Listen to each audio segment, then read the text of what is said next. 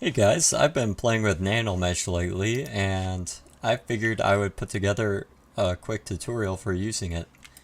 NanoMesh is useful for a whole bunch of different things. Organic surfaces, and a lot of repeating patterns it's very useful for. For this example, I'm going to be using it to create a scarf. So the first thing you need to do is create a base mesh. That's the finished product with the NanoMesh. And this is the base mesh. So for this, I just create a low poly mesh in Maya, and then I transferred it over to zBrush. But I had the problem where my edges weren't all properly aligned to use the NanoMesh, so I had to manually realign them, which was a big pain. So another method that I found after I did this was to just use zBrush's curve strap snap to create something similar to this. So that's what we're going to do for this video because it creates perfect edge orientation for NanoMesh. So I guess I'll just append a cube or something just so we can start creating a strap snap.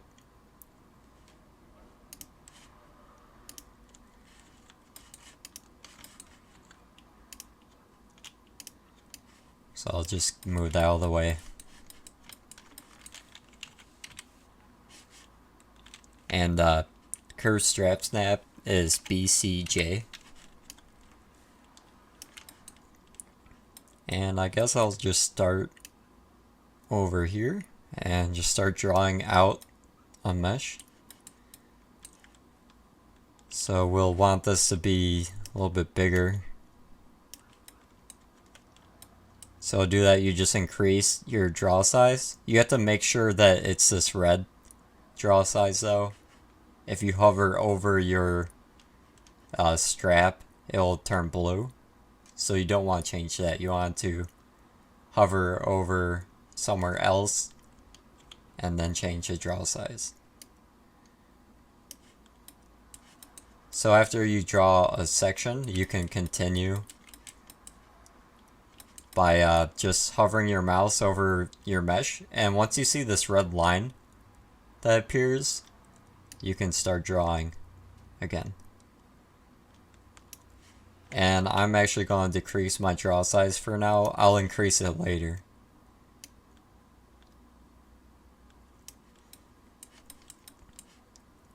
So I'll just keep going around the mesh.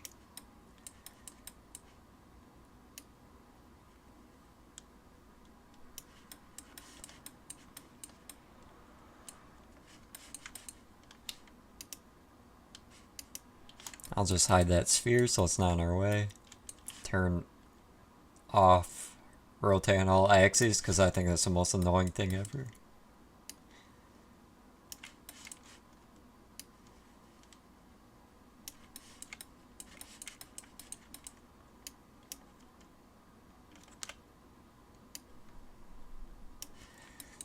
So I think something like that will be okay.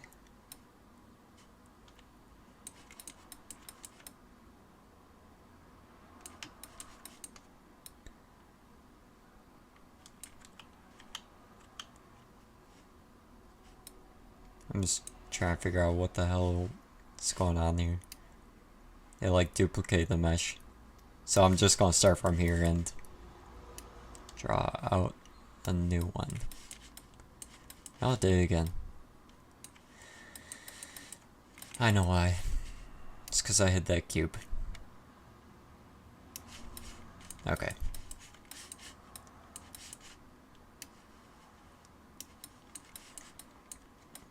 That's better. Okay. So I'm just going kind of speedy for the sake of this video.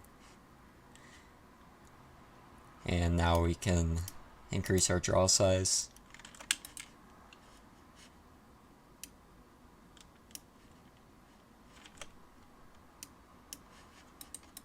Get something a little thicker. Maybe a little bit bigger.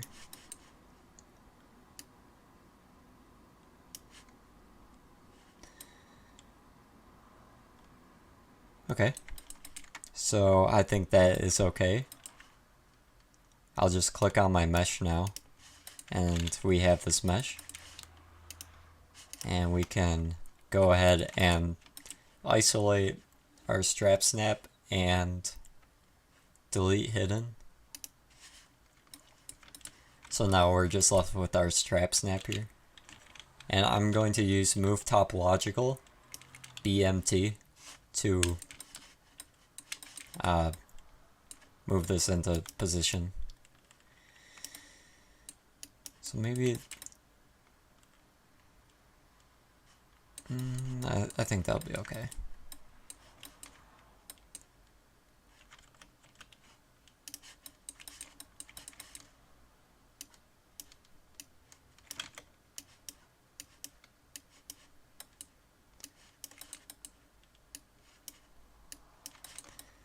So this part right here will be tucked under everything. So I'll bring this section out. Yeah, I think that's how I want to do it. So I'll bring this section out to the outside.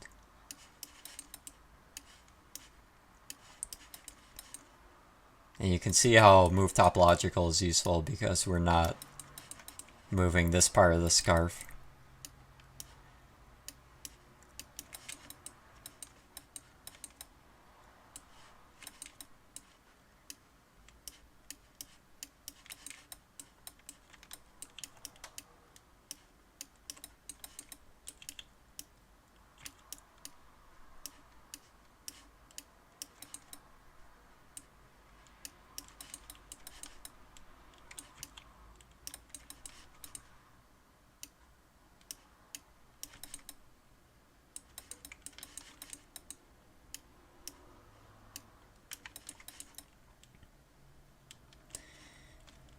Okay, and this part will be on the very outside.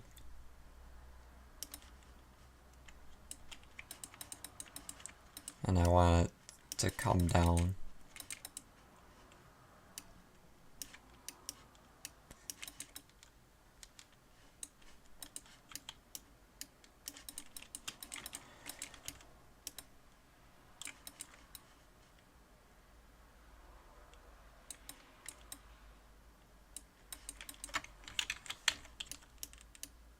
So whenever you strap snap, you get this ugly end where it's like 4 tries. So we're gonna fix that. Just use Z modeler, BZM, and hover over a face, right click, go to delete, and we will just click on all 4 of these tries because we do not want them. This one, the inside doesn't matter as much because it'll be hidden, but I'll get rid of it anyways because we want to add extra edge loops to our mesh. So now we got rid of all those tries, we can go to geometry, modify topology, close holes, right here. And that is cool, but it still gives us 2 tries. So now we will hover over an edge, right click, and go to delete. That is an edge action. Delete that edge. Delete this edge. Now we can freely add edge loops without it making some weird topology. Let's see. Okay, yeah, our mesh isn't fit to our character, so we'll take care of that. I'm using the default move tool now, so it moves everything. And we'll just fit it to our character a little bit better.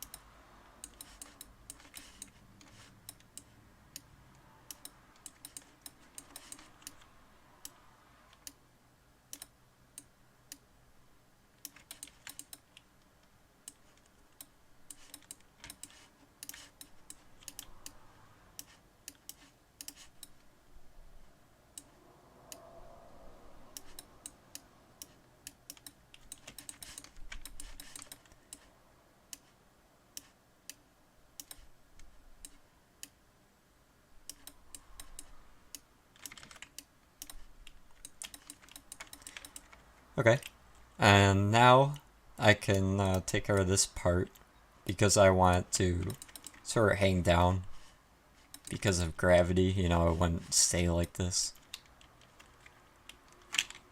So I'm just going to use zModeler again and hold Alt to create a temporary polygroup.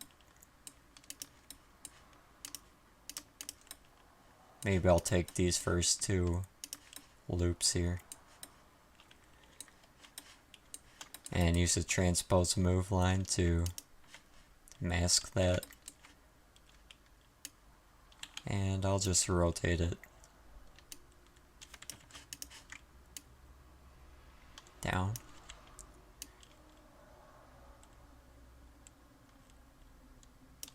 Sort of like that.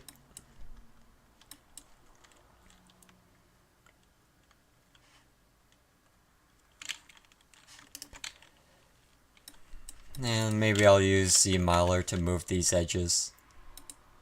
So I open up zModeler, right click on edge, and go to move. There it is. And we can just move this.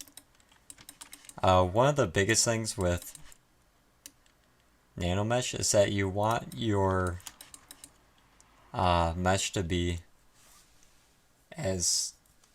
you want to have as many square polys as possible. So right now we have a lot of rectangles, which can create some bad results. So we'll try and make them as square as possible.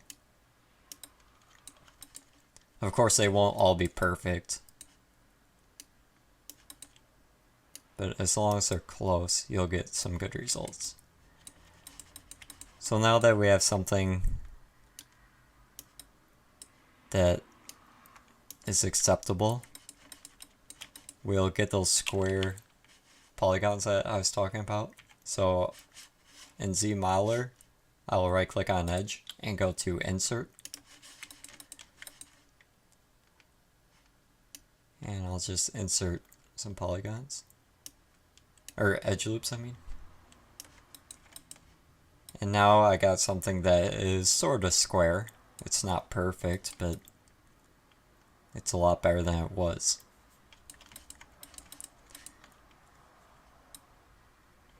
So I'm happy with that. And now I can either create my NanoMesh, or I can just test it to make sure all my edges are good. I guess I'll go over creating the NanoMesh first. So we are going to go ahead and open up a polyplane. And we will make it a polymesh. And we want to imitate the effect of knitting.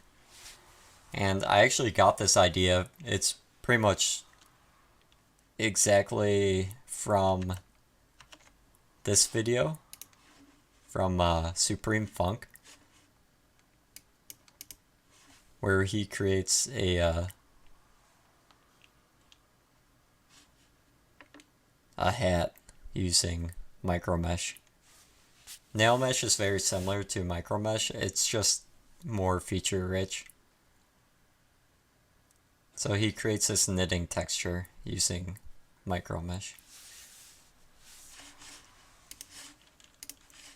So our micromesh is just going to be something like this, where it's just a series of loops, and that will imitate the effect of knitting. So we'll go back to our plane, and this time we're going to use the curved tube.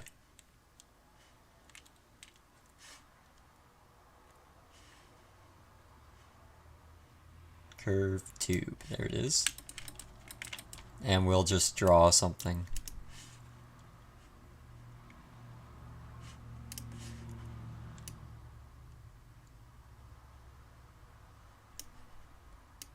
Something like this.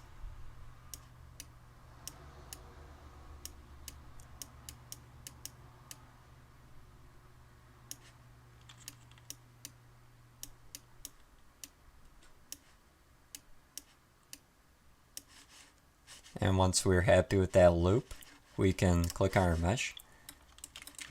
And we will want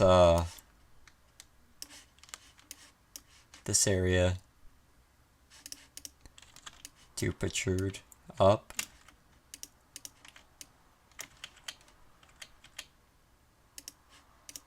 So I'll just mask it out and pull it up a little bit.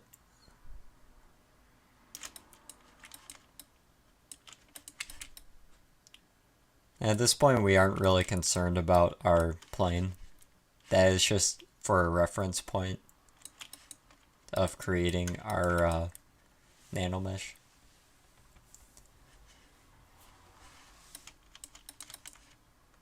So that is good. And I'll pull this section down. Maybe I'll just rotate it down. Like that.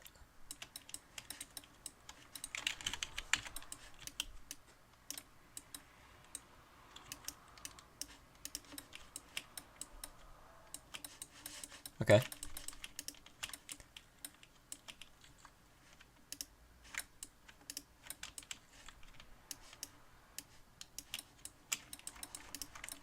So that is fine. Now we can just go ahead and duplicate this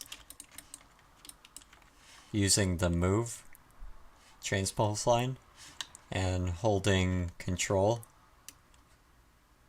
and just pulling it down. Actually, I'll pull it up instead.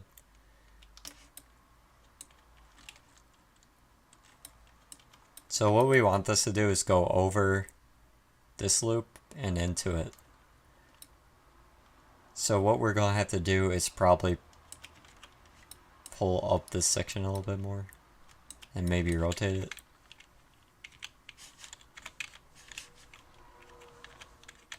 So I'll just pull up the move tool.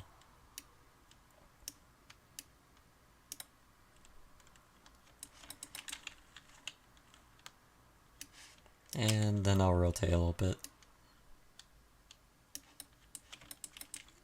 Okay. So then, that's better. I'll get something like that.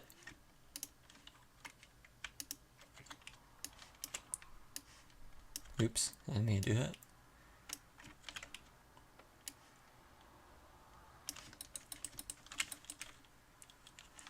Maybe I'll scale it up a little bit to fit this plane a little bit better.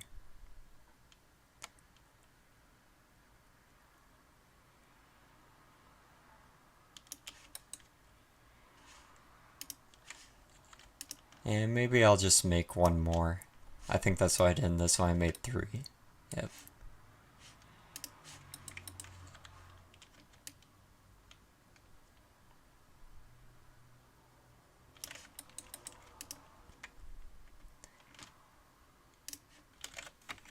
So I can get rid of this plane now.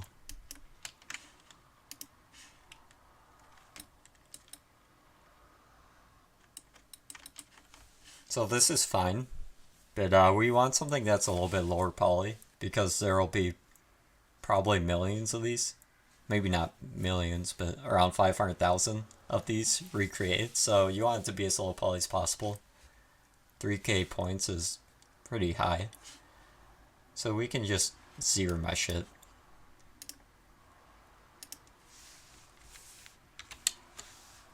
I'll do a value of 0.1. That's a little bit better. And if we want to go even lower, we can just use ZModeler and right click on edge, delete, edge loop complete.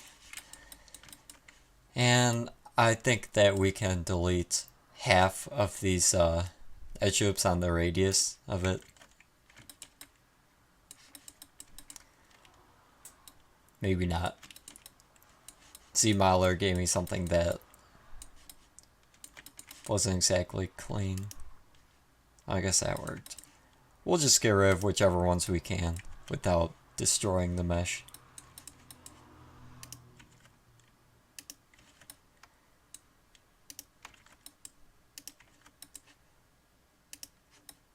At least this one is clean.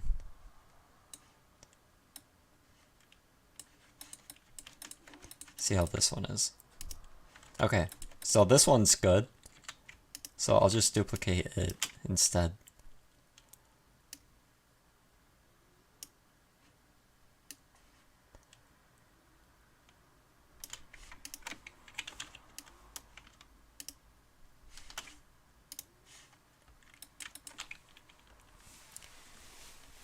So that isn't too bad now.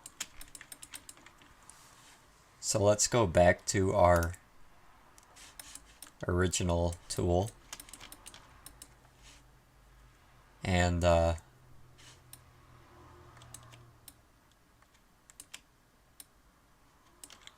we can do some modeling on it if we want. So let me get my tablet. I'll just do something real quick. Since we used Curve Strap Snap, we know that our edges are all aligned perfectly, so that is not a problem. So we can just subdivide this and sculpt a little bit on it.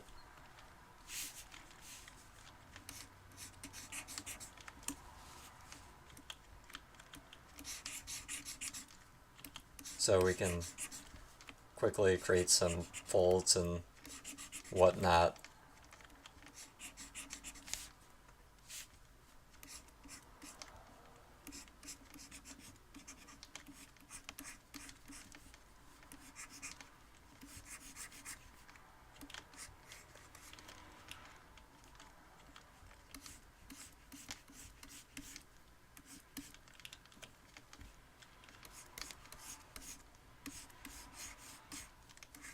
To get something really realistic, you'll probably want to spend some extra time on this part. Look at images of scarves on Google and just kind of recreate the form of it. I'm just quickly adding some random strokes. So now we have something like this we can apply our NanoMesh to. I will open up our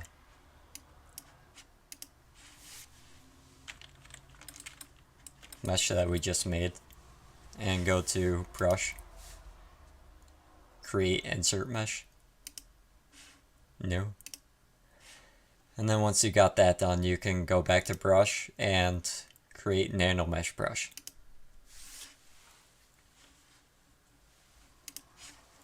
Go back to our original mesh.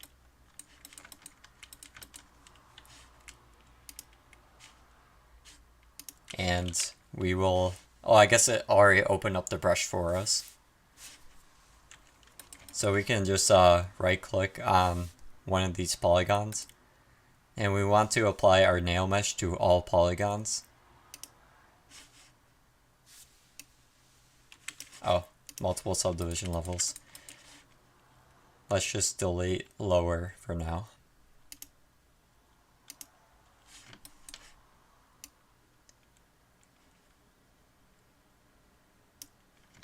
Okay, so we have our NanoMesh applied to our mesh. So we can go to the NanoMesh dropdown, set the scale to 1 for now, and we will set this to fill mode. Turn this Z rotation down to 0.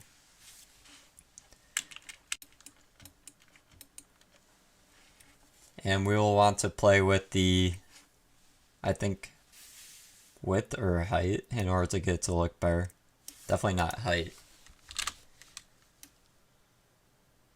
Or width. Okay, maybe it's length. There we go. So we'll just increase that until we get some nice overlapping, so it looks more realistic. Okay. Cool. That actually worked pretty good. And we can play around with the Z rotation. If we rotate it by 90, it'll change the orientation of the scarf. Maybe -90 would be better. So it's really up to you what you think looks best.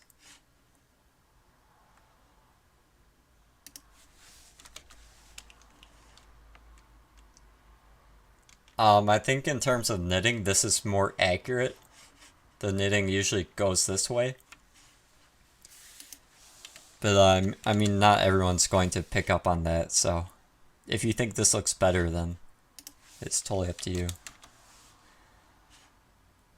Honestly, I think this looks better. Yeah, I like -90 the best. So now we got something like this, which is looking pretty cool. On our regular mesh, I could have hardened up these edges a little bit because it looks kind of like too round right now. I'm actually going to edit the base mesh too because I don't want it to be pulled away so much.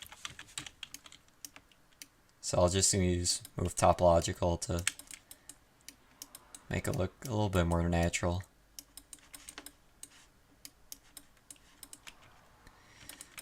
Okay, turn it back on. I like that. So once we are happy with this, we can go to inventory and 1 to mesh. And that will just go ahead and create a mesh from our NanoMesh. It has the underlying mesh applied to this, so we can just isolate it, I believe. Yeah. Yeah, you can see the blue poly group under there is our original mesh. I guess we could keep that in there.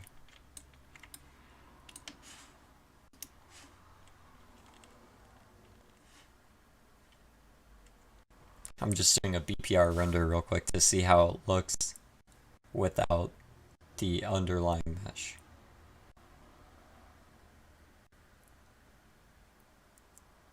Yeah, I think I want that underlying mesh, so I'll just keep it. Cool. So at this point, if I wanted to go a little further, I could create some fiber mesh geometry on the edge of this.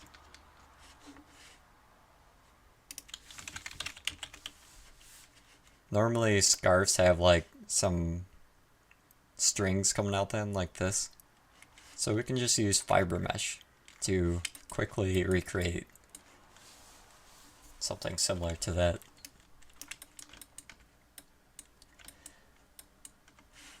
And this is really bogging down my scene right now. It's 8.4 million polygons. So what I'm going to do is just decimate it. Actually, I won't do that for a video because the decimation master takes a few minutes to compute it. But I would recommend you to do this, to use the decimation master. And all you have to do is press pre-process current.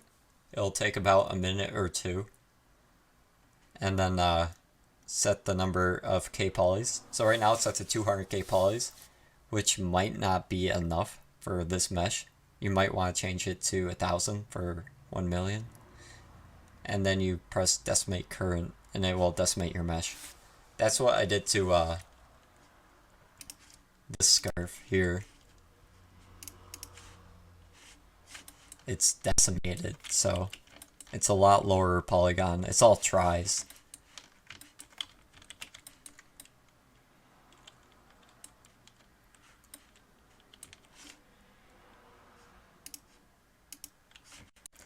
I actually like this scarf better. Anyways, we will create our fiber mesh fringe strings, whatever you want to call them. So I'll just mask out an area on the end here. Go to fiber mesh.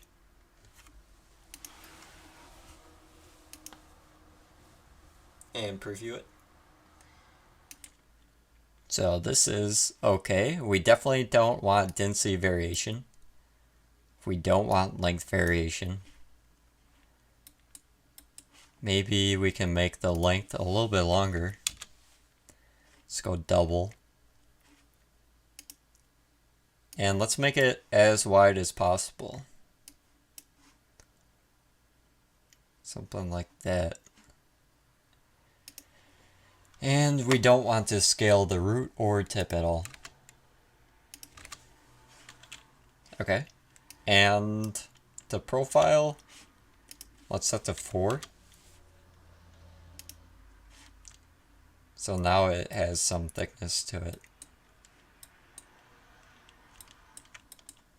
You know what?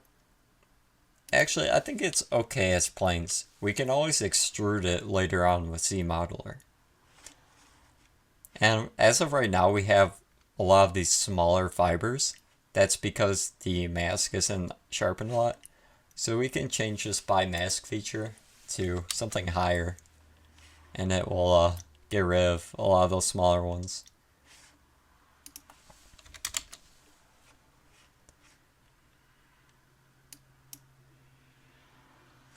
Okay, let's not do that.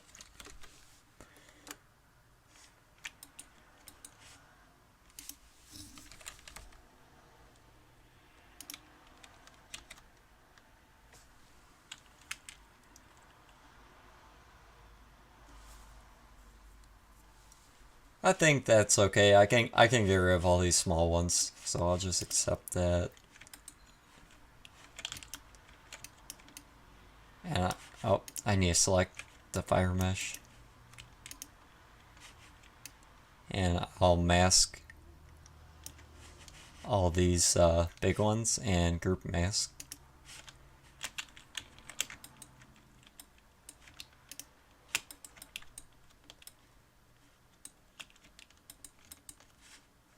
And delete hidden.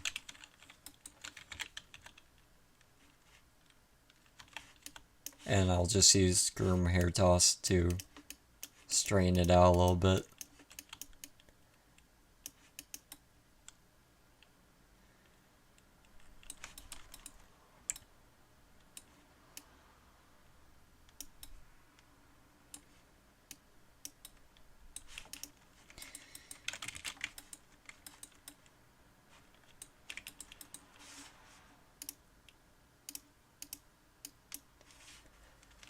Okay, so this is probably way too many, but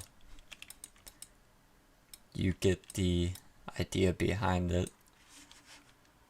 Once I get something like this, I can go to geometry and convert BPR to geo, and that just turns all this into geometry now.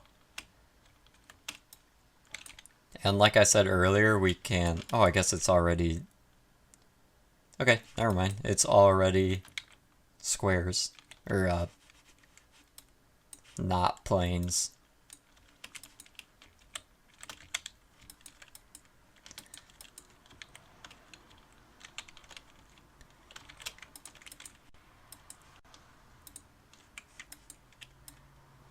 So that is the general idea behind using NanoMesh to create a scarf. You can apply this to make quite a few things. One thing that's really popular is chainmail. I see that a lot. But if you're going to create a custom mesh and apply NanoMesh to it, you want everything to be as square as possible in terms of polygons, and you will have to spin your edges. So you want to keep it as low poly as possible so you create less work for yourself. I'll show you what I mean about spinning edges. So this is the low poly mesh I created in Maya. And if we apply our nail mesh to it.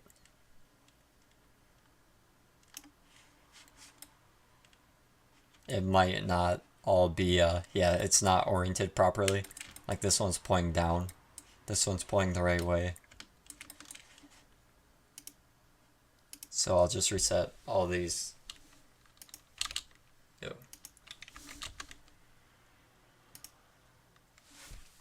Okay, that's good. So now you can kind of see what I mean by spinning your edges. Like right now this one's pointing up. Just bad. Most of these are pointing the right way though.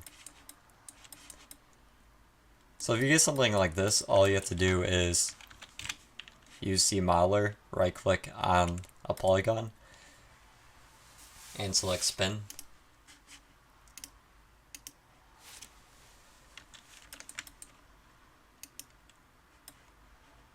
And you can just spin the polygon. It's not doing anything right now.